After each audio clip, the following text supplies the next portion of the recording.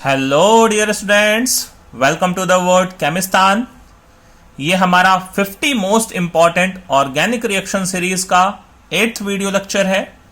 इस video lecture में हम डिस्कस करने वाले हैं आज कोलबेज इलेक्ट्रोलाइसिस को, या कुछ लोग इसे कोल्ब इलेक्ट्रोलाइसिस भी पढ़ते हैं। ठीक है, आपको जैसा अच्छा लगे कोल्ब इलेक्ट्रोलाइसिस पढ़ सकते हैं या कोलबेज इलेक्ट्रोलाइसिस पढ़ सकते हैं।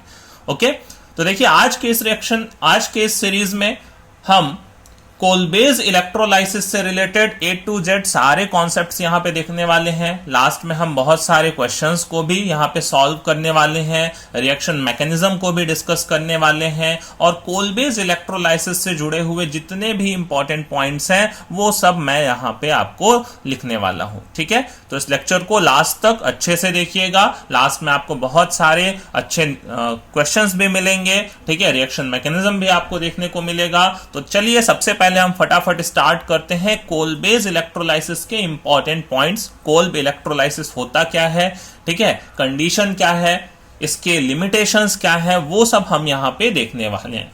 तो ध्यान दीजिए, कोलबेज इलेक्ट्रोलाइसिस क्या होता है। हम इलेक्ट्रोलाइसिस करें सोडियम और potassium salt of carboxylic acid का। ठीक है, इलेक्ट्रोलाइसिस करें किसका, सोडियम और potassium salt of carboxylic acid का इन एक्वस मीडियम।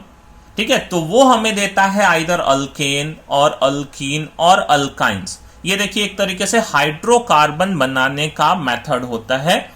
ठीक है, और ये एक तरीके का डीकार्बोक्सिलेशन का भी प्रोसेस होता है। डीकार्बोक्सिलेशन आपको पता होगा, जिसमें CO2 रिलीज हो जाता है ना। तो कोल्ब इलेक्ट्रोलाइसिस भी एक तरीके से क्या है, एक डीकार्बोक्सिलेशन का प्रोसेस है, जिससे हम अल्केन बना सकते हैं, अल्कीन बना सकते हैं और अल्काइंस बना सकते हैं, या कभी कभी रिंग फॉर्मेशन भी हम कर लेते हैं। किससे, फ्रॉम सोडियम और potassium salt of carboxylic acid. तो देखिए हमारा मैं सबसे पहले आपको यहाँ ढेर सारे इंपॉर्टेंट पॉइंट्स लिखने वाला हूं जो कि आपको मस्ट याद होने चाहिए। ठीक है, इंपॉर्टेंट पॉइंट है आपके ये। ठीक है, जेईई, नीट, मेंस, एडवांस सब में आपके यूज आते हैं ये। कोल्ब इलेक्ट्रोलाइसिस सबके लिए इंपॉर्टेंट है। तो देखिए फर्स्ट पॉइंट देखिए हमारे पास क्या है। फर्स्ट पॉइंट ये बोलता है कि भाई किसका इलेक्ट्रोलाइसिस करूं।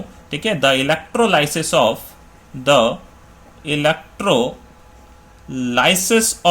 व्हाट, सोडियम और पोटेशियम,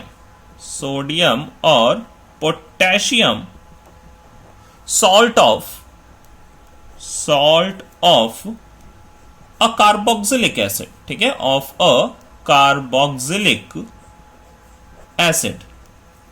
ठीक है, एक कार्बोक्सिलिक एसिड के सोडियम या पोटेशियम सॉल्ट का यूज करूं, उसके एक्वस सॉल्यूशन का मैं इलेक्ट्रोलाइसिस करूं। किसमें, इन एक्वस मीडियम।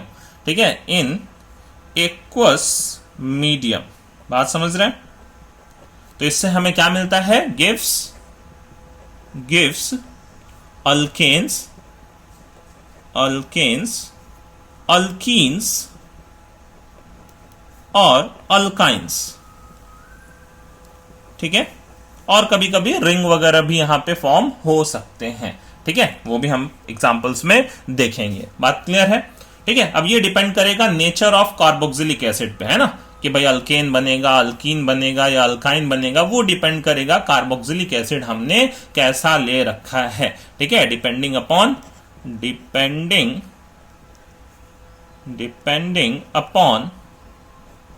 किस पे, कार्बोक्सिलिक एसिड, जिस कार्बोक्सिलिक एसिड का भी हमने सॉल्ट बना रखा है, कार्बोक्सिलिक एसिड। बात समझ रहे हैं। ठीक है, कि भाई अल्केन बनेगा या अल्कीन बनेगा या अल्काइन बनेगा, वो डिपेंड करेगा कार्बोक्सिलिक एसिड पे। क्लियर। नेक्स्ट पॉइंट देखिए, हमने वुड्स रिएक्शन पढ़ा हुआ है। वुड्स रिएक्शन की लिमिटेशन होती थी, है ना। वहां पे वुड्स रिएक्शन में हमने क्या पढ़ा है, 11th में वुड्स रिएक्शन सबने पढ़ा होगा। वुड्स रिएक्शन में क्या होता है कि हम केवल इवन नंबर ऑफ कार्बन के अल्केन को ही बनाना वहां पे प्रेफर करते हैं। ठीक है, हमेशा इवन नंबर ऑफ कार्बन वाले अल्केन ही वुड्स रिएक्शन में हम बनाना प्रेफर करते हैं। अगर ऑड वाले बनाने चलते थे तो क्या होता था, मिक्सचर ऑफ अल्केन बन जाते थे वहां पे। सिमिलरली देखिए जो कोल्ब इलेक्ट्रोलाइसिस है, कोल्ब इलेक्ट्रोलाइसिस, यहां पे भी क्या होता है, केवल even number of carbon atom वाले अल्केन को हम बनाना प्रेफर करते हैं, लाइक वुड्स रिएक्शन। अदरवाइज यहां पे भी मिक्सचर ऑफ प्रोडक्ट बन सकते हैं। ठीक है, तो बिल्कुल like Wurtz reaction,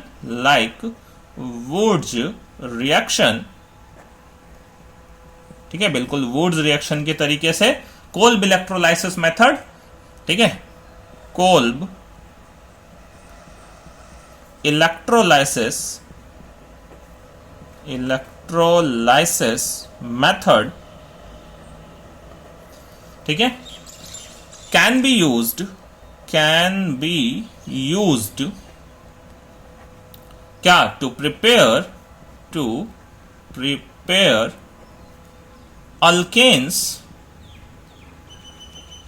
with even number of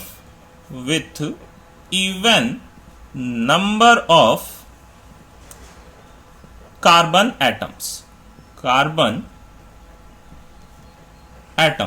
बात क्लियर है? यहां पे भी केवल even number of carbon atoms के अल्केन को बनाना हम प्रेफर करते हैं। ठीक है, एक चीज और नोट करिएगा, कोल्ब इलेक्ट्रोलाइसिस का एक और इंपॉर्टेंट पॉइंट देखिए, even number of carbon alkane ही हम यहां से बनाएंगे, और स्पेशली यहां पे मीथेन तो बिल्कुल नहीं बनाया जा सकता। समझ रहे हैं? Methane can not be prepared by this method. CH4 methane can not be prepared by this method, can not be prepared, ठीक है, बाय दिस मेथड।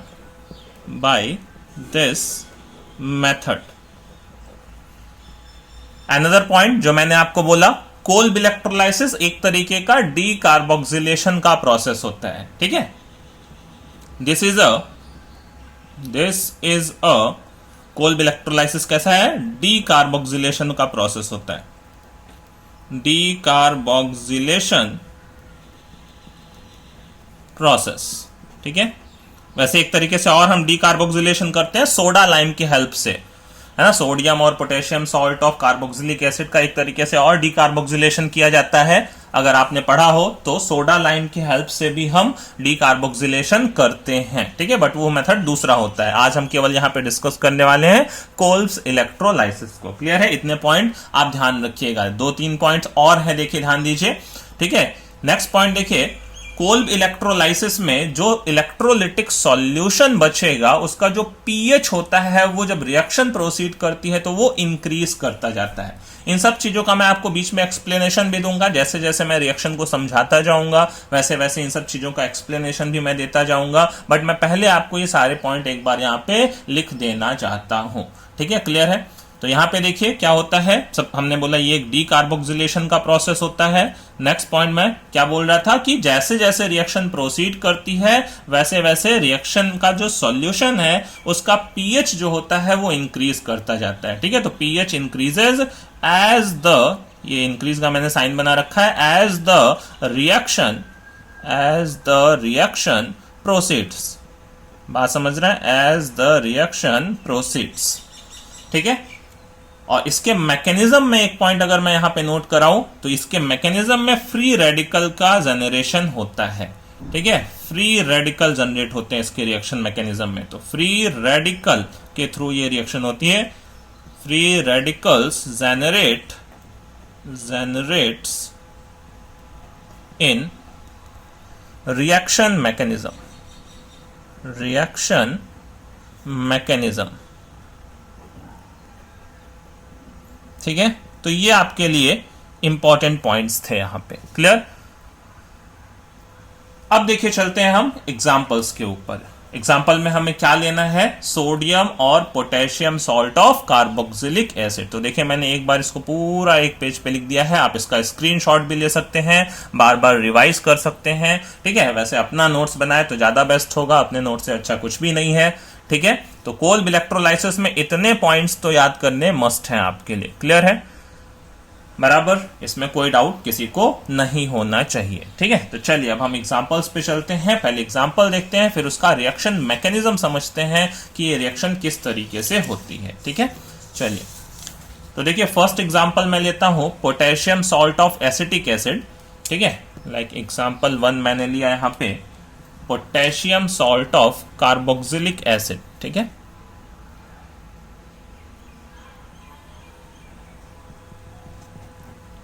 CH3COOK है ना, CH3COO माइनस K प्लस, ठीक है। इसका हमें क्या करना है, इसका इलेक्ट्रोलाइसिस करना है, ठीक है। इसका हमें इलेक्ट्रोलाइसिस करना है, क्लियर, इलेक्ट्रोलाइसिस।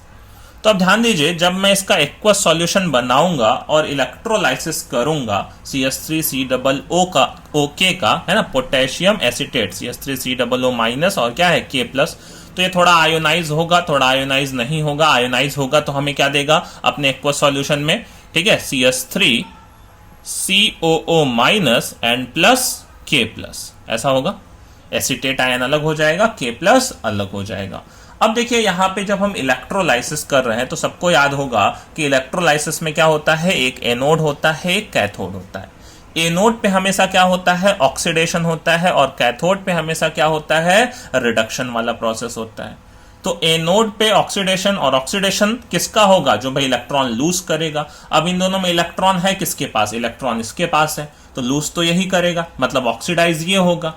बात समझ रहे हैं, तो ऑक्सीडाइज ये होगा किस पे होगा, जाके एनोड पे होगा। तो एनोड पे होता है ऑक्सीडेशन, क्लियर है। तो मैं सबसे पहले देखिए यहां पे लिखता हूं किस पे, एट एनोड। एनोड पे सबको पता होना चाहिए कि ऑक्सीडेशन का प्रोसेस होता है। कैसा भी सेल हो, इलेक्ट्रोलाइटिक सेल हो, इलेक्ट्रोकेमिकल सेल हो, हमेशा क्या होता है, एनोड पे ही ऑक्सीडेशन होता है। ये तो सबको याद होना चाहिए, है ना। तो देखिए यहां पे इसका इलेक्ट्रोलाइसिस करते हैं। देखिए बैलेंसिंग फैक्टर के लिए इसके 2 मोल्स लेते हैं। 2 मोल्स क्यों लेते हैं अभी आपको समझ में आ जाएगा, ठीक है। तो मैं पहले से ही बैलेंस करके चल रहा हूं। यहाँ पे 2 मोल्स ऑफ पोटेशियम एसीटेट की जरूरत होती है, तो 2 मोल ऑफ एसीटेट आयन बनेंगे 2 मोल ऑफ K प्लस, ठीक है। वो तो जितना आयोनाइज होगा उतना बनेगा, ठीक है। तो यहां पे देखिए एनोड पे ऑक्सीडेशन हो रहा है और वहां पे कौन जाएगा, ये एसीटेट आयन। तो 2 mole of acetate ion CH3COO minus ये जाएगा एनोड पे, ऑक्सीडाइज होगा। ऑक्सीडाइज होने का मतलब क्या है, ये इलेक्ट्रॉन्स रिलीज करेगा। तो देखिए ये 2 mole of acetate ion 2 mole of electron release करेंगे। तो यहां से देखिए क्या बन जाएगा, ये बनेगा 2 मोल ऑफ CH3COO के ऊपर देखिए एक इलेक्ट्रॉन बचा रह जाएगा। बात समझ रहे हैं, एक इलेक्ट्रॉन यहां पे बचेगा, क्योंकि देखिए CH3COO माइनस में 2 इलेक्ट्रॉन थे। एक तो ऑक्सीजन का इलेक्ट्रॉन था और एक इलेक्ट्रॉन किसका था भाई, वो पोटेशियम का इलेक्ट्रॉन था। तो अगर एक इलेक्ट्रॉन हमने निकाल दिया तो एक इलेक्ट्रॉन अभी भी क्या होगा, इस ऑक्सीजन पे बचा रह जाएगा। तो यही हमने कहा कि यहां पे किसका जनरेशन हो जाएगा, ये फ्री रेडिकल का जनरेशन हो जाएगा, ठीक है। तो मैं पूरे मैकेनिज्म के साथ यहां पे आपको इस रिएक्शन को बता रहा हूं, ठीक है। बाद में हम मैकेनिज्म नहीं करेंगे, बाकी जो एग्जांपल्स देखेंगे वो डायरेक्ट करेंगे। तो यहां पे देखिए ऑक्सीजन के ऊपर एक ये ऑड इलेक्ट्रॉन बचा रहेगा, क्लियर है। बाकी तो ऑक्सीजन के पास अपने लोन पेयर्स थे ही, ठीक है। बाकी तो ऑक्सीजन के पास अपने जो लोन पेयर थे वो तो थे ही, क्लियर है। वो लोन पेयर्स हैं उसके पास, जैसे होते हैं भाई, ठीक है।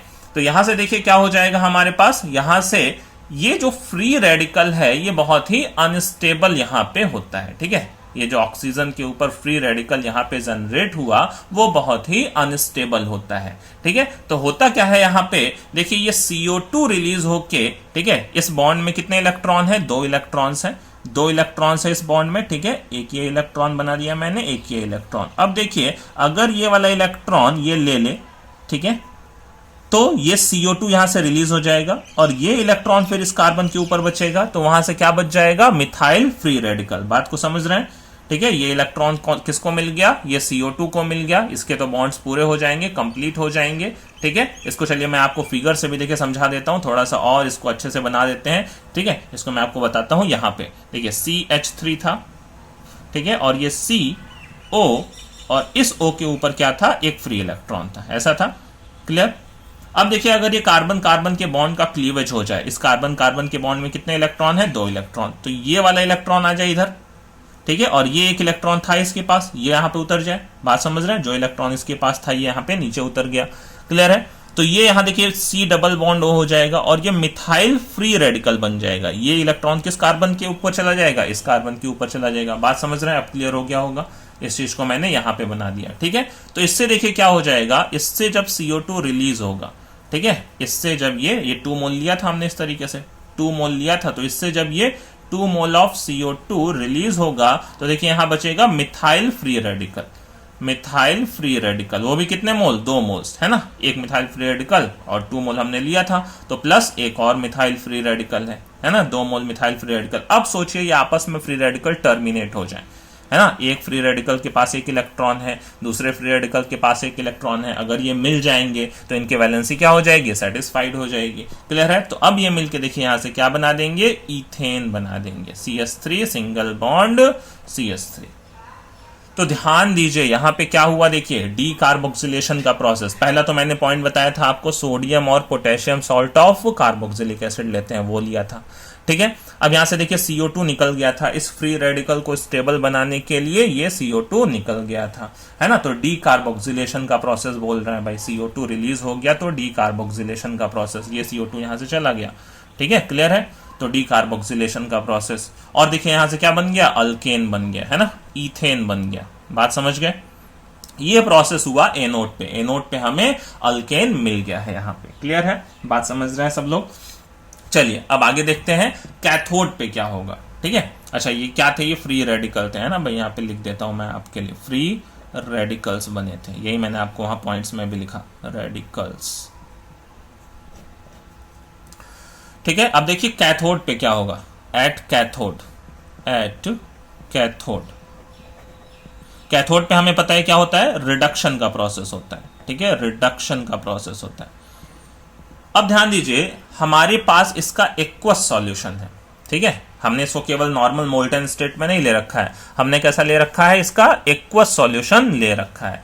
अब एक्वस सॉल्यूशन में क्या होगा, देखिए वाटर भी प्रेजेंट है, मतलब एक तरीके से आप सोचे तो H+ भी प्रेजेंट है और K+ भी प्रेजेंट है ना। अब इन दोनों में कंपटीशन होगा कि कैथोड पे जाएगा कौन, भाई H+ भी जाना चाहता है, क्योंकि हमने एक्वस सॉल्यूशन लिया तो सॉल्यूशन के अंदर H+ भी एक तरीके से प्रेजेंट है, और दूसरा सॉल्यूशन के अंदर ये K+ भी प्रेजेंट है, दोनों रिड्यूस होना चाहते हैं, बट दोनों में जीतेगा कौन, एक तरीके से कंपटीशन क्रिएट हो रहा है ना भाई, यहाँ पे कंपिटिटिव रिडक्शन, ठीक है। तो वहां पे रिड्यूस होने कौन जाएगा, H+ और K+ में H+ जाएगा। क्यों H+ जाएगा, क्योंकि हमें पता है कि H+ का जो रिडक्शन पोटेंशियल होता है वो ज्यादा होता है एज कंपेयर टू K+, तो H+ ज्यादा रिड्यूस होने की टेंडेंसी रखता है, ठीक है। तो कैथोड पे देखिए H+ जाएगा, या H+ की जगह हम बोलें तो पूरा वाटर मॉलिक्यूल जाएगा, H2O जाएगा, और जो यहां से इलेक्ट्रॉन रिलीज हुआ है वो इलेक्ट्रॉन गेन करेगा, ठीक है, इलेक्ट्रॉन गेन करेगा, बात समझ रहे हैं। तो यहां से क्या बन जाएगा,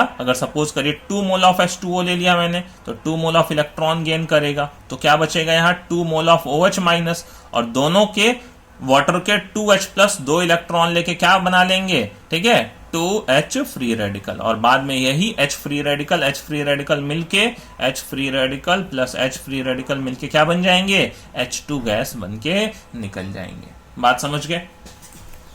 2H+ ने 2 इलेक्ट्रॉन गेन किया, 2 हाइड्रोजन फ्री रेडिकल बने, और दोनों हाइड्रोजन फ्री रेडिकल आपस में मिलके क्या बन गए, H2 में टर्मिनेट हो गए। तो ये रिएक्शन हो जाती है कंप्लीट, कैथोड पे मिल जाता है हाइड्रोजन गैस, ध्यान दीजिएगा, ठीक है, और एनोड पे मिलता है हमें अल्केन, यहां से क्लियर है, अल्केन बन गया, हमने कहा था अल्केन बनेगा यहां पे, ठीक है, क्लियर। और देखिए मैंने कहा था आपको पॉइंट में कि इस सॉल्यूशन का पीएच बढ़ेगा, पीएच क्यों बढ़ेगा, तो ध्यान दीजिए यहां पे क्या बच रहा है भाई, हाइड्रोजन तो चला जा रहा है, ये OH- यहां पे बच जा रहा है ना, और OH- तो सॉल्यूशन में ही पड़ा रहेगा, मतलब K+ OH- एक तरीके से KOH का सॉल्यूशन हो जाएगा, वो बात समझ रहे हैं, वो 2K+ भी बच जाएगा सॉल्यूशन के अंदर, क्योंकि वो तो रिड्यूस हुआ नहीं, तो 2K+ और ये 2OH- एक तरीके से सॉल्यूशन किसका हो जाएगा, पोटेशियम हाइड्रोक्साइड का। इसीलिए हमने कहा कि जो सॉल्यूशन है उसका पीएच क्या हो जाएगा, इंक्रीज करेगा, बात क्लियर है, बात समझ गए, ठीक है। तो ये मैंने आपको दिया एग्जांपल, इसी तरीके से ये मैकेनिज्म अब आगे चलता जाएगा। मैं फटाफट और भी बहुत सारे एग्जांपल लूंगा। एक चीज बस ध्यान दे दीजिए और लास्ट, कि जो अल्काइल पार्ट है देखिए इससे जस्ट डबल हो गया यहाँ पे, जब अल्केन बन रहा है तो अल्केन बनने की कंडीशन में ये वाला CO2 तो निकल गया, जो ये पीछे वाला अल्काइल पार्ट था इसी के just double number of carbon का हमें अल्केन मिल गया। तो नॉर्मल अगर इस तरह के सोडियम और पोटेशियम सॉल्ट होंगे तो जो पीछे R वाला पार्ट लगा होता है, ये CO छोड़ दीजिए, ये CO तो यहां से CO2 निकल जाएगा हमेशा, तो जो R वाला पार्ट होगा उसी का जस्ट क्या हो जाएगा, ट्वाइस नंबर ऑफ कार्बन का अल्केन बन जाएगा। बट ये केवल अल्केन के केस में है भाई, है ना, और बाकी केस में ऐसा नहीं है। ठीक है, तो केवल अल्केन बनने के केस में ऐसा मैं बता रहा हूं आपके लिए। ठीक है, चलिए अब और देखते हैं कब अल्कीन बनता है और कब अल्काइन बनता है। ठीक है, तो चलिए नेक्स्ट एग्जांपल पे चलते हैं, एग्जांपल नंबर 2 पे। ठीक है, अब मैं मैकेनिज्म नहीं करूंगा, मैकेनिज्म आप समझ गए हैं, अब मैं सीधा एग्जांपल्स करने वाला हूं यहाँ पे। क्लियर है? एग्जांपल नंबर 2 देखिए। ठीक है, एग्जांपल नंबर 2 मैंने लिया, सपोज करिए पोटेशियम सक्सीनेट। सक्सीनिक एसिड होता है क्या, CH2COOH यहाँ पे होता है ना, फिर सिंगल बॉन्ड CH2COOH होता, CH2COOH CH2COOH, तो क्या होता सक्सीनिक एसिड। उसी का मैंने पोटेशियम सॉल्ट बना दिया है ना, तो यहाँ पे K लगा दिया, COO minus K plus COO minus K plus, तो इसका नाम बोलेंगे हम, क्या हो जाएगा, पोटेशियम सक्सीनेट। सक्सीनेट। ठीक है, अब देखिए पोटेशियम सक्सीनेट का मैं इलेक्ट्रोलाइसिस करूंगा। ठीक है, तो क्या होगा, प्रोडक्ट क्या बनेगा, ध्यान दीजिए, ये हमने कहा K प्लस चला जाएगा, K प्लस निकल जाएगा, CO2 माइनस CO2 माइनस, फिर बाद में डीकार्बोक्सिलेशन का प्रोसेस होगा, है ना, ये CO2 रिलीज हो जाएगा, ये CO2 रिलीज हो जाएगा, दोनों फ्री रेडिकल किस पे आ जाएंगे, इस कार्बन पे आ जाएंगे। बात को समझ पा रहे हैं? ठीक है, मैं सीधा अब यहाँ पे मैकेनिज्म नहीं कर रहा हूं, अब सीधा आपको एग्जाम्पल बता रहा हूं। ठीक है, तो यहां से देखिए फ्री रेडिकल जनरेट कौन सा होगा, जब मैं इसका कोल्ब इलेक्ट्रोलाइसिस करूंगा। ठीक है, तो ये CO2 यहां से रिमूव, ये CO2 यहां से रिमूव, फ्री रेडिकल यहां पे जनरेट होगा, एक इस कार्बन पे एक इस कार्बन पे, मतलब ये फ्री रेडिकल आपका मैकेनिज्म में जनरेट हो रहा होगा। सब लोग बात को समझ रहे होंगे? क्लियर है ना? ये किस पे प्रोसेस हो रहा होगा, एट एनोड हो रहा होगा। ठीक है, अब देखिए ये दोनों फ्री रेडिकल क्या दूसरे मॉलिक्यूल को लाने की जरूरत है, नहीं, यहां देखिए खुद में ही टर्मिनेट हो सकते हैं। ये कार्बन का इलेक्ट्रॉन आया, ये कार्बन का इलेक्ट्रॉन आया, दोनों ने मिलकर यहां पे क्या कर दिया, एक पाई बॉन्ड का फॉर्मेशन कर दिया। तो देखिए यहां से कंपाउंड क्या बन जाएगा, यहां से कंपाउंड बन जाएगा CH2 डबल बॉन्ड CH2 बन जाएगा, है ना, क्या हो जाएगा, इथीन मॉलिक्यूल बन जाएगा। तो देखिए अल्कीन भी बना दिया। मैंने कहा था आपसे कि डिपेंड करेगा कार्बोक्सिलिक एसिड मैंने कैसा लिया है। तो देखिए डाई कार्बोक्सिलिक एसिड लिया, पिछली बार कैसा लिया था, पिछली बार मोनो कार्बोक्सिलिक एसिड लिया था, इस बार डाई कार्बोक्सिलिक एसिड लिया। ठीक है, क्लियर है? तो अल्कीन भी बन गया। ऐसे देखिए एग्जाम्पल नंबर 3 में अल्काइन बना सकते हैं। ठीक है, एग्जाम्पल नंबर 3 अल्काइंस का देखिए, CH double bond CH COOK, है ना, ये देखिए यहाँ पे COOH CH double bond CH, ये जो एसिड होता है इसको बोलते हैं मैलेइक एसिड या फ्यूमेरिक एसिड। एक्चुअली में C डबल बॉन्ड C है, तो इसमें एक सिस वाला भी बनता है, एक ट्रांस वाला भी बनता है। सिस वाले को बोलते हैं मैलेइक एसिड और ट्रांस वाले को बोलते हैं फ्यूमेरिक एसिड। पढ़ा होगा सबने, है ना, ये आइसोमेरिज्म का इंपॉर्टेंट टॉपिक होता है। मैलेइक एसिड फ्यूमेरिक एसिड एक दूसरे के सिस ट्रांस आइसोमर्स होते हैं, क्योंकि भाई दोनों H एक साइड, दोनों COOH एक साइड, तो सिस होगा, H अक्रॉस, COOH अक्रॉस, तो ट्रांस होगा। तो एक सिस वाले को बोलते हैं मैलेइक एसिड, ट्रांस वाले को बोलते हैं फ्यूमेरिक एसिड। ठीक है, तो मैं चाहे यहाँ मैलेइक लूं चाहे फ्यूमेरिक लो, दोनों में एक ही रिएक्शन तो एक ही होनी है। क्लियर है? तो इसको मैं चाहे बोल सकता हूं पोटेशियम मैलिएट, ये अब भाई पोटेशियम सॉल्ट बना दिया ना, COOH की जगह K प्लस लगा दिया, तो इसका नाम मैं लिख सकता हूं या तो पोटेशियम मैलिएट। ठीक है, और मैं ये ट्रांस वाला फॉर्म लेता इसका, तो पोटेशियम फ्यूमरेट, कोई भी ले लूं, रिएक्शन एक ही होने। तो अब सोचिए कैसा रिएक्शन होगा। वापस से वही देखिए, ये CO2 चला जाएगा, ये CO2 चला जाएगा, K प्लस तो निकल ही जाएगा इलेक्ट्रोलाइसिस में। अब CO2 जाएगा तो इस पे फ्री रेडिकल बनेगा, तो देखिए फ्री रेडिकल कैसा बनेगा, यहाँ पे ये CH है ना, यहाँ इस कार्बन पे फ्री रेडिकल आएगा, डबल बॉन्ड CH इस कार्बन पे फ्री रेडिकल आएगा। वापस से देखिए वही बात, फिर से यहाँ टर्मिनेट हो जाएगा, ये फ्री रेडिकल उतरेगा, ये फ्री रेडिकल का इलेक्ट्रॉन उतरेगा, बीच में बॉन्ड आ जाएगा, तो देखिए कौन सा कंपाउंड बन जाएगा, अल्काइन बन गया, ethyne, CH triple bond CH। देखिए अल्काइन भी बना लिया हमने, है ना, इथाइन। तो देखिए इथेन, इथीन, इथाइन, यहाँ पे सबका प्रिपरेशन हमने किया। ठीक है, किसको बदल के, जो हमारा सॉल्ट लिया था सोडियम और potassium salt of carboxylic acid, उसको डिफरेंट टाइप का लेकर के। क्लियर है? अब देखिए चलिए कुछ और एग्जांपल्स पे चलते हैं, कुछ और अच्छे एग्जांपल्स करते हैं। ठीक है, प्रोसेस सबको समझ में आ गया है आई होप। ठीक है, चलिए एग्जांपल नंबर 4 करते हैं। अब आगे एग्जांपल्स पे ध्यान दीजिएगा, बहुत सारे हम एग्जांपल्स लेने वाले हैं। ये तो मैंने आपको अल्केन, अल्कीन, अल्काइन का एक एक एग्जांपल दे दिया, ठीक है। साइक्लोहेक्सेन का साइक्लोहेक्सेनोइक एसिड लिया और उसका सोडियम सॉल्ट बना लिया, सपोज करिए सी, है ना, ये इस तरीके से। तो अब देखिए यहाँ पे क्या है, इसका मैं जब कोल्ब इलेक्ट्रोलाइसिस करूंगा तो क्या होगा, फिर से देखिए CO2 निकल जाएगा, ठीक है। इस कार्बन पे फ्री रेडिकल आएगा, ठीक है। किस कार्बन पे फ्री रेडिकल, ये ऊपर वाले कार्बन पे फ्री रेडिकल। अब देखिए ऐसा एक और मॉलिक्यूल लूं तो फिर दोनों को टर्मिनेट कर दूंगा, जैसे भाई यहाँ पे किया था मैंने, इथेन वाली कंडीशन में किया था। मिथाइल फ्री रेडिकल, एक और मिथाइल फ्री रेडिकल आपस में टर्मिनेट हो जाएगा, ठीक है। तो यहां से देखिए जब टर्मिनेशन होगा तो टर्मिनेशन, अच्छा यहाँ पे ये कार्बन पे नहीं है, ये तो भाई CO2 निकल गया ना, तो ये कार्बन नहीं है यहाँ पे, ठीक है। तो ये कार्बन नहीं है, ये सीधा फ्री रेडिकल किसके ऊपर है, ये सीधा फ्री रेडिकल इस कार्बन के ऊपर है, ठीक है। जो फ्री रेडिकल है, ये तो भाई CO2 निकाल दिया था मैंने, तो यहाँ पे नहीं है कार्बन कोई, ठीक है। सीधा इस कार्बन के ऊपर वो फ्री रेडिकल बना हुआ है, क्लियर है। तो दो फ्री रेडिकल ऐसे जुड़ेंगे तो क्या बन जाएगा, देखिए एक साइक्लोहेक्सेन इधर से, ठीक है, और एक साइक्लोहेक्सेन इधर से आपस में अटैच हो जाएंगे, हो जाएगा ऐसा, क्लियर है। चलिए दूसरा एग्जांपल देखिए, एग्जांपल नंबर 5। देखिए कभी कभी साइक्लोहेक्सीन भी बन सकता है ना। तो देखिए इस तरीके से लिया मैंने, साइक्लोहेक्सेन लिया, COONA लिया, एक और इस पे COONA लिया। अब बताइए इसमें क्या बनेगा, है ना। तो फिर देखिए यहाँ पे CO2 निकल जाएगा, CO2 निकल जाएगा, Na+Na+ निकल जाएगा, यहां फ्री रेडिकल बनेगा, एक फ्री रेडिकल यहां पे बनेगा, एक फ्री रेडिकल यहां पे बनेगा कार्बन। अब देखिए फिर से यहां पे ये दोनों फ्री रेडिकल देखिए यहीं पे टर्मिनेट हो सकते हैं, जैसा यहां पे किया अभी हमने, है ना। ये अल्कीन जब बनाया, अल्काइन जब बनाया, तो फिर देखिए साइड बाय साइड कार्बन पे क्या हो गया, दो फ्री रेडिकल, तो फिर से ये उतरेगा, ठीक है। ये इलेक्ट्रॉन उतर जाए इधर से, ये इलेक्ट्रॉन उतर जाए इधर से, तो मिलके बॉन्ड बना देंगे। तो ये मिलके बॉन्ड क्या बना देंगे, ये मिलके बॉन्ड बनाएंगे, ये देखिए साइक्लोहेक्सीन बन जाएगा, हो जाएगा, बीच में पाई बॉन्ड आ जाएगा। बात समझ रहे हैं, क्लियर। या देखिए एक पॉसिबिलिटी और थी कि भाई एक पॉसिबिलिटी ये होती, और ठीक है, इसी तरह के दो मॉलिक्यूल्स आपस में जुड़ जाते,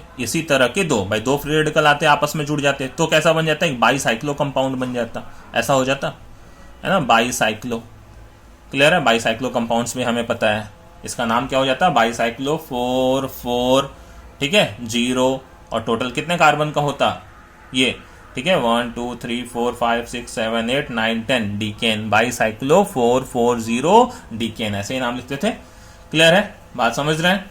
तो यहां पे देखिए दो पॉसिबिलिटी है। अच्छा, इस तरह के जो अपने अंदर ही इलेक्ट्रॉन क्या हो जाए, टर्मिनेट हो जाए, तो इस तरह के कोल्ब इलेक्ट्रोलाइसिस को बोलते हैं इंट्रामोलिकुलर, है ना, इंट्रामोलिकुलर। ये कैसा था, ये इंटरमोलिकुलर था, ये इंट्रामोलिकुलर। तो यहां पे ये वाला जो प्रोडक्ट है ये मेजर होता है, जो ये इंट्रामोलिकुलर वाला है, जो भाई अपने अंदर ही हो गया, ठीक है, क्योंकि पास में ही इलेक्ट्रॉन है तो टर्मिनेट होने की पॉसिबिलिटी ज्यादा है। तो इंट्रामोलिकुलर वाले की यहाँ पे जो प्रोडक्ट की यील्ड होती है वो क्या होती है, वो ज्यादा होती है, ये मेजर प्रोडक्ट होता है यहाँ पे, ठीक है। ये वाला जो प्रोडक्ट होगा ये माइनर प्रोडक्ट होगा, बात समझ पा रहे हैं, ठीक है। इसको इंट्रामोलिकुलर प्रोडक्ट बोलेंगे, इसको इंटरमोलिकुलर प्रोडक्ट बोलेंगे। तो इसकी पॉसिबिलिटी ज्यादा है। दोनों पॉसिबिलिटीज आई होप आप समझ चुके होंगे, क्लियर है। तो चलिए अगले एग्जांपल पे चलते हैं, नेक्स्ट एग्जांपल नंबर 6।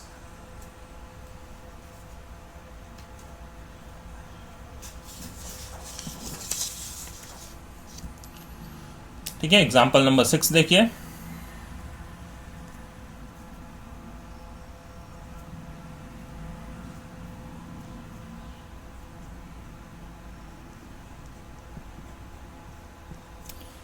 इस तरीके का देखिए हमने लिया CH2 COONA CH2 COONA, ठीक है। तो यहां पे देखिए फिर से मैंने कहा, फिर से कोल्ब इलेक्ट्रोलाइसिस करना है अपने को, ठीक है। ये CO2 निकल जाएगा, ये CO2 निकल जाएगा, इन दोनों कार्बन्स पे क्या आ जाएंगे, फ्री रेडिकल आ जाएंगे। तो CH2 ठीक है, इस कार्बन पे फ्री रेडिकल, इस कार्बन पे फ्री रेडिकल। अब वापस देखिए दो पॉसिबिलिटी, भाई ये आपस में ही टर्मिनेट हो जाए तो एक देखिए क्या बन जाएगा, एक साइक्लोप्रोपेन बन जाएगा, बात समझ रहे हैं भाई। 3 कार्बन आपस में जुड़ गए, CH2 तो क्या बन जाएगा अपना, साइक्लोप्रोपेन बन जाएगा, है कि नहीं है, साइक्लोप्रोपेन बन जाएगा इस तरीके से, ठीक है। और अगर ऐसा ही मॉलिक्यूल दूसरा आया, उसके साथ आके ये टर्मिनेट हो गया, तो क्या बन जाएगा, और साइक्लोहेक्सेन। भाई 3 कार्बन का ये था, 3 कार्बन का उधर आता, टोटल 6 कार्बन की रिंग हो जाती, तो दूसरा क्या प्रोडक्ट बन जाता, ये साइक्लोहेक्सेन बन जाता। ठीक है, ये इंट्रामोलिकुलर, ये इंटरमोलिकुलर। बात समझ गए, क्लियर है। तो यहां पे इसकी भी पॉसिबिलिटी ज्यादा है, क्लियर है। अब देखिए नेक्स्ट एग्जांपल चलते हैं, एग्जांपल नंबर 7 पे। ऐसे मैं बहुत सारे एग्जांपल्स आपको करा रहा हूं डिफरेंट डिफरेंट टाइप के, ताकि आपका इसमें कोई भी कॉन्सेप्ट छूटा ना रहे। ठीक है, चलिए आगे के जो एग्जांपल करेंगे वो थोड़े और अच्छे होते जाएंगे। ठीक है, ये बिल्कुल अभी मैंने बेसिक लेवल के कराए। देखिए अगला जो हमारा एग्जाम्पल है वो इस तरीके का है। ये हमने बनाया है कंपाउंड COONA COONA। ठीक है, इसका हमने कोल्ब इलेक्ट्रोलाइसिस किया। फिर से ध्यान दीजिए, ठीक है, ये CO2 गया, ये CO2 गया। ठीक है, फ्री रेडिकल कौन सा बना, फ्री रेडिकल देखिए ऐसा बना। ठीक है, बहुत ही अच्छा कॉन्सेप्ट है यहाँ पे, ये फ्री रेडिकल। अब सोचिए प्रोडक्ट क्या बनेगा। ठीक है, क्या ऐसे 2 मॉलिक्यूल को लाके मैं टर्मिनेट करूं, नहीं। देखिए यहाँ बहुत ही अच्छी चीज इंट्रोड्यूस होने वाली है, एरोमेटिसिटी। हमने पढ़ा है कि भाई कोई भी aromatic compound non aromatic anti aromatic के कंपैरिजन में बहुत ही ज्यादा स्टेबल होता है। तो देखिए ये बेंजीन में कन्वर्ट हो जाएगा। सोचिए कैसे हो जाएगा। देखिए ये पाई बॉन्ड है, इसके 2 इलेक्ट्रॉन है। ठीक है, 2 इलेक्ट्रॉन यहाँ पे प्रेजेंट है पाई बॉन्ड के।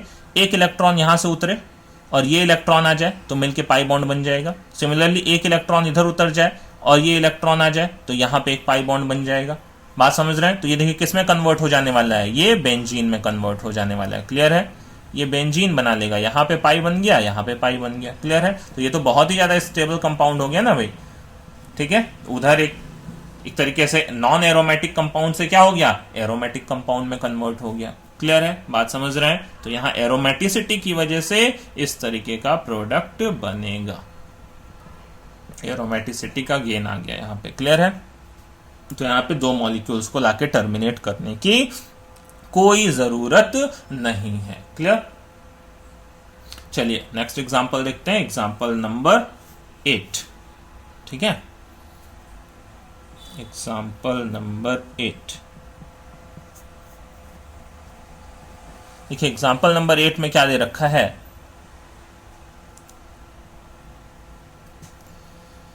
कुछ इस तरीके का हमारे पास है स्ट्रक्चर।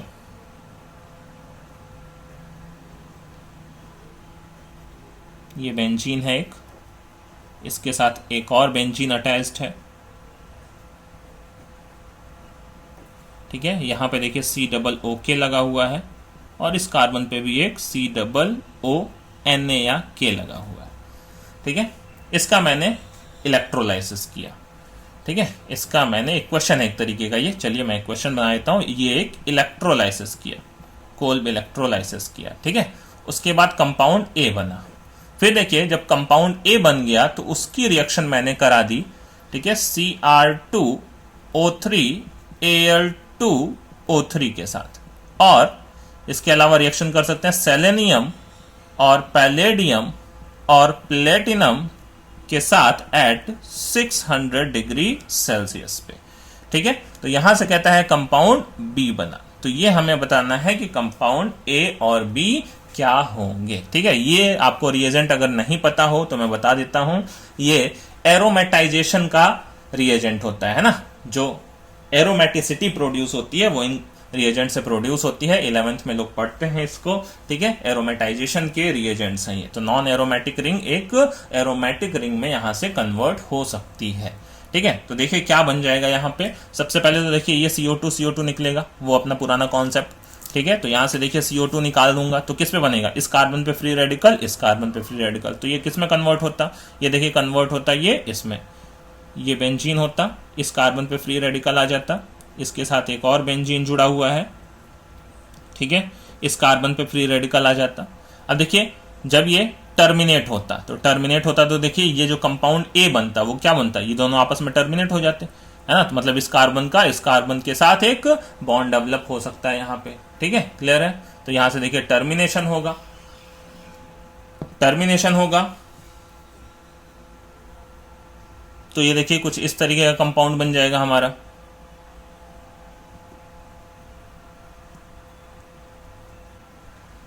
यहाँ देखिए थोड़ा सा क्वेश्चन को चेंज कर लेते हैं, है ना, क्योंकि रिंग यहाँ पे सपोज कर 6 मेंबर रिंग बनानी है, ठीक है, तो यहाँ पे एक कार्बन और होना चाहिए, ठीक है। तो यहाँ मान लीजिए यहाँ बीच में एक CH2 और था, ठीक है, तो ये CH2 एक यहाँ पे और था, तो ये ऐसा जुड़ा हुआ था कुछ, ठीक है, ये वाला भूल जाइए यहाँ से, ठीक है, ये CH2COONA था, क्लियर है।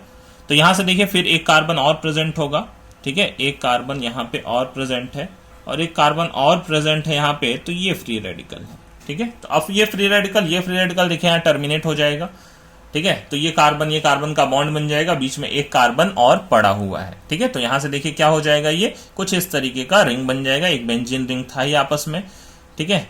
तो यहां से देखिए ये कार्बन का बॉन्ड बन गया, वो मैंने इसलिए बना दिया, बीच में एक कार्बन और इंट्रोड्यूस कर दिया ताकि ये बाद में एरोमेटाइजेशन के बाद ये भी रिंग कैसी बन जाए, बेंजीन रिंग। तो ये हमारा हो गया एक तरीके से कंपाउंड ए। बात समझ गए, क्लियर है। अब देखिए जब इसका एरोमेटाइजेशन होगा ये रिएजेंट्स की हेल्प से हम यहाँ पे एरोमेटाइजेशन करेंगे, ठीक है। तो एरोमेटाइजेशन के बाद देखिए प्रोडक्ट क्या बन जाएगा, हमारा एंथ्रासीन बन जाएगा, है ना, ये इस तरीके से ये 3 बेंजीन रिंग आपस में जुड़े हुए होंगे, क्लियर है। तो ये बीच वाली रिंग भी एरोमेटिक हो जाएगी, क्लियर। तो ये हमारा था एग्जाम्पल नंबर 8, क्लियर। चलिए चलते हैं नेक्स्ट एग्जाम्पल पे, एग्जाम्पल नंबर 9 पे।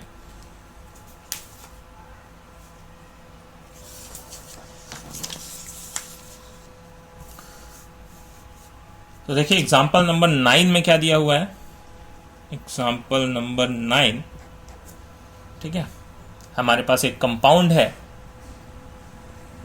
कुछ इस तरीके का COO -K+, COO -K+, ठीक है। इसका इलेक्ट्रोलाइसिस करना है। फिर से देखिए CO2 रिलीज करेंगे, इस कार्बन पे फ्री रेडिकल बनेगा,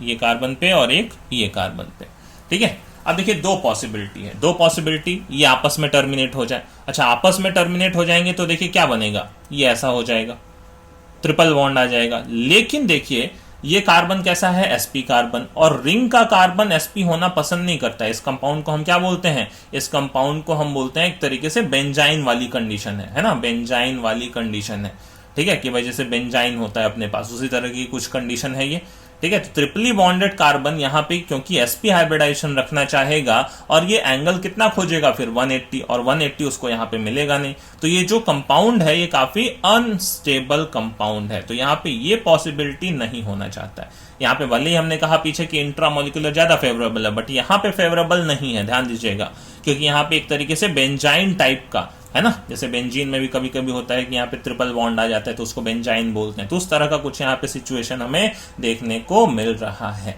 ठीक है। तो इसलिए क्या होगा, यहाँ से देखिए दूसरी पॉसिबिलिटी, जब ऐसे दो मॉलिक्यूल्स आपस में टर्मिनेट होते, ठीक है, तो ऐसे दो मॉलिक्यूल्स आपस में टर्मिनेट होते तो एक ही आता, एक ऐसा साइड में आता, तो देखिए प्रोडक्ट क्या बनता, कुछ ऐसा टर्मिनेशन होता, भाई दोनों आते ऐसे इस तरीके के फ्री रेडिकल, यहाँ पे इनके बीच में बॉन्ड बन जाता, यहाँ पे इनके बीच में बॉन्ड बन जाता, ठीक है। तो जो मेन प्रोडक्ट बनेगा वो यहाँ पे ये वाला बनेगा, ना कि ये वाला बनेगा, क्योंकि अनस्टेबल होगा। बात समझ रहे होंगे, ये sp कार्बन है और sp कार्बन रिंग में रहना बहुत ही टफ टास्क है ना, क्योंकि sp कार्बन कितना एंगल ढूंढता है, चैन में तो चलो ठीक है चलेगा, लेकिन रिंग में नहीं चलेगा, ठीक है, क्लियर है, बात समझ गए। चलिए अगला देखिए यहाँ पे एग्जाम्पल नंबर 10, ठीक है। तो ये कुछ इस तरह का हमारे पास कंपाउंड है CH3 CH3, ठीक है, CH2 COONA, यहाँ पे भी है CH2 COONA, इसका भी मैंने कोल्ब इलेक्ट्रोलाइसिस किया, ठीक है। तो यहाँ देखिए फ्री रेडिकल क्या बनता है, ये CO2 जाता, ये CO2 जाता, फ्री रेडिकल इन दोनों कार्बन पे बनता, ठीक है। तो यहाँ से देखिए ये कंपाउंड बनता कुछ इस तरीके का, ये मिथाइल था, ठीक है, बॉन्ड लाइन में बना दूं मैं, चलिए बॉन्ड लाइन में बना देते हैं, ये मिथाइल कार्बन मिथाइल, और यहाँ पे क्या था, इस CH2 के ऊपर एक फ्री रेडिकल, इस CH2 के ऊपर एक फ्री रेडिकल। फिर देखिए दो चांसेस कौन कौन से, एक तो ये आपस में टर्मिनेट हो जाए, एक ये आपस में टर्मिनेट हो जाए, ठीक है। तो आपस में टर्मिनेट हो जाएंगे तो देखिए साइक्लोप्रोपेन टाइप का बना देंगे, ठीक है, साइक्लोप्रोपेन टाइप का बना देंगे, कुछ इस तरह का बनेगा, ठीक है। लेकिन ये भी बहुत ज्यादा फेवरेबल नहीं होता एक्चुअली साइक्लोप्रोपेन का बनना, क्योंकि ये हाईली अनस्टेबल रिंग होती है ना, हाईली अनस्टेबल रिंग होती है साइक्लोप्रोपेन। सबने पढ़ा होगा बेयर स्ट्रेन थ्योरी, मैंने पीछे बताया हुआ है आपको बेयर्स स्ट्रेन थ्योरी। उसमें क्या कहते थे कि अगर साइक्लिकल स्ट्रक्चर्स में जाए तो साइक्लोप्रोपेन सबसे अनस्टेबल रिंग है, क्योंकि यहाँ पे भी sp3 कार्बन है। sp3 कार्बन कितना एंगल चाहता है 109 डिग्री 28 मिनट, जबकि हमने ये एंगल कितना रखा हुआ है यहाँ पे 60 डिग्री का। बात समझ रहे हैं? तो ये बहुत ही स्ट्रेन्ड रिंग होती है, हाईली अनस्टेबल रिंग होती है। यहाँ पे स्ट्रेन बहुत ज्यादा होता है ना, हाईली अनस्टेबल रिंग होती है। ठीक है, स्ट्रेन वेरी हाई होता है, हाई स्ट्रेन होता है, यहाँ पे हाई स्ट्रेन होता है।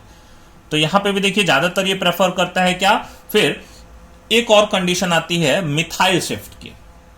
ठीक है, ये पॉसिबिलिटी यहाँ पे ये नहीं चूज करना चाहता है। ठीक है, तो यहां से देखिए जैसे हम कार्बोकेटायन में रीअरेंजमेंट करते थे, यहां पे कार्बन फ्री रेडिकल में भी रीअरेंजमेंट देखिए एक तरीके का होता है मिथाइल शिफ्ट। हमने कार्बोकेटायन में शिफ्टिंग पढ़ी हुई है, hydride shift, methyl shift, phenyl shift. वैसे यहां पे देखिए मिथाइल शिफ्ट होता है।